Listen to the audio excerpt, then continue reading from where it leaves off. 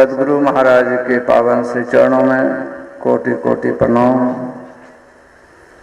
उनके हृदय परम पूज्य पाद महर्षि साई स्वामी जी महाराज के भी श्री चरणों में सत सत बार नमन।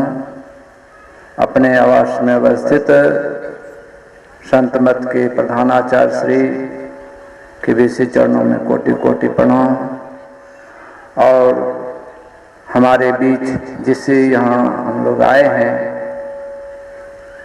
पूज्य बाबा द्वारा वेद व्यास की उपाधि प्राप्त किए हुए पूज्यपाद स्वामी छोटे लाल दास जी महाराज के भी श्री चरणों में कोटि कोटि प्रणाम।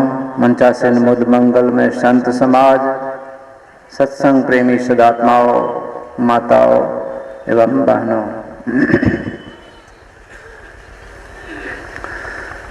जब द्रवहि दीन दयाल राघव साधु संगति पाइए, जेहि दरस पर समगम आदिक पाप राशि नसाइए। अर्थात कहने का यह अभिप्राय है कि साधु संतों की कृपा जिन पर हो जाती है उनका उद्धार हो जाता है। और कहा संत दरसते पाठक तरे, संतों के दर्शन से पाठक कहते हैं दुख को टल जाता है, समाप्त हो जाता है। संत होना चाहिए। एक बार एक छोटा बच्चा वो सत्संग में उनके माता पिता उनको ले गए, तो वहां एक ज्योतिषी था। ज्योतिषी ने कहा कि इसकी आयु मात्र 10 साल है। फिर दूसरे ज्योतिषी ने 1 महीने के बाद बताया कि नहीं, इसकी आयु 10 साल में 1 महीना कम है। 4-5 ज्योतिषों से दिखाया, सबने एक ही बात कही। उनके मन में हुआ कि ये बच्चा छोटा है लेकिन आयु कम है, तो ऐसा करते हैं साधु संतों के सत्संग में जाते हैं। तो इसी तरह सत्संग हो रहा था। महात्मा जी सत्संग करने बैठे थे, वहां आया। अब बच्चा का स्वभाव था, सब कोई बैठे और शांति से सुनिए। तो बच्चा का स्वभाव था कि वह सबको प्रणाम करता था। जितने भी लोग वहां आते थे, छोटा सा बच्चा था, जा घुर करके सबको प्रणाम कर लेता था। संयोग से वहां ब्रह्मा जी भी आए थे भेष बदल करके, और देवी देवता भी आए थे। जिन जिन को प्रणाम किया सबने प्राय सब आशीर्वाद देते हैं। आशीर्वाद में 4 चीज मिलता है। प्रणाम करने से 4 चीजों की प्राप्ति होती है: आयु, यश, बल और सुंदरता। अनायास जो कोई सत्संग में जाए या कोई है बड़े पूज्य लोग, उनके चरणों को नमन करते हैं तो 4 चीजों की प्राप्ति हो जाती है। शास्त्रों में ऐसा है। तो बच्चा सबको प्रणाम करता था, घोड़ो घोड़ो, और उसी बीच मंच पर भी जो महात्मा थे उन सबको प्रणाम करता था।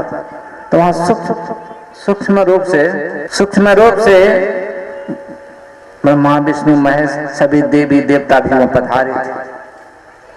लेकिन भेष बदल करके उन सबको भी प्रणाम किया। तो विश्वान होई देव ऋषिवाणी, वे लोग भी आशीर्वाद दिए।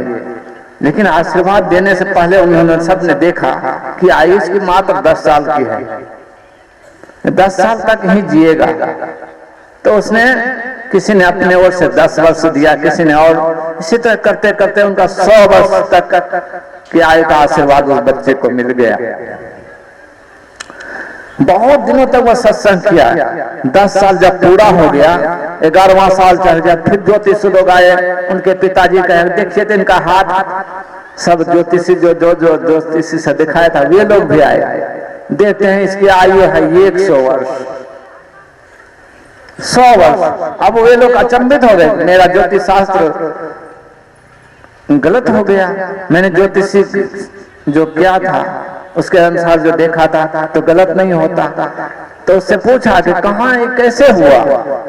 कई बच्चा को ले जाते थे सत्संग में, संत महात्माओं के दर्शन करते थे और प्रणाम करते थे। कहा इसी के कारण तो हुआ है, तो हम लोग भी प्रणाम करते हैं। हम हमारे छोटे लालदास जी महाराज हैं, हम लोग जब कुप्पा घाट में रहते थे 93 में, जब प्रणाम करने जाते तो वही पहले प्रणाम कर देते थे। अब हम लोग प्रणाम क्या करेंगे, वो वही पहले झुक जाते थे। बड़ा आश्चर्य होता था। लेकिन एक बार कहे उसकी नजर छिपा करके जैसे चल तो ऐसे पकड़ के उठा करके गले में लगा दिया। मेरे कहने का मतलब है नमना तरवर में फूल वृक्ष में जब फल लग जाता है तो झुक जाता है। वास्तव में इसके साथ ऐसी दिव्यता है इनके साथ, ये इतने शिष्टाचारी हैं और सदाचारी हैं। इनको देख करके हम लोगों को लगता है कि मेरा भी जीवन वैसा होना चाहिए। आशा करते हैं, इनसे आशीर्वाद की कामना करते हैं। वैसे साधु समाज में भी इनकी बहुत प्रतिष्ठा है। आज हम उनके चरण शरण में आए हैं तो हम लोगों के मन में भी है उनसे ही सीखें समझें। और उनका जो आज जीवन चरित्र है, बड़े विद्वान हैं, बहुत सारी रचनाएं की हैं उन्होंने, अध्यात्म की रचनाएं। अध्यात्म में रह करके, गुरु चरण में रह करके श्रद्धा प्रेम से बोलते भी बड़े विनम्र भाव से।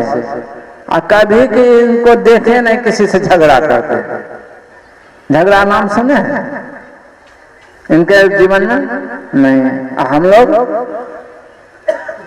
अभी थोड़ा सा बैठने में कहीं इधर नहीं बैठिए वहां बैठिए, तुरंत मन में गुस्सा होगा, नहीं होगा आप लोगों को? नहीं होता है, बोलिए नहीं होता है। और उनके पास कहाँ चला गया? ये गुरु शरण की कृपा है, संत शरण की कृपा है, सत्संग की महिमा है। उन्होंने अपना उदाहरण प्रस्तुत किया है समाज में, यही कारण है। और हम लोगों को भी वैसा बनने का प्रयास करना चाहिए। अरे नहीं बन सकते, कुछ तो जरूर बनेंगे, लेकिन चाहना इच्छा होनी चाहिए। वह है सदाचार, अर्थात गुरु महाराज के बताए अनुसार चलते हैं, सत्संग करते हैं, ध्यान करते हैं और सदाचारी भी हैं, बोलते हैं जो करते हैं।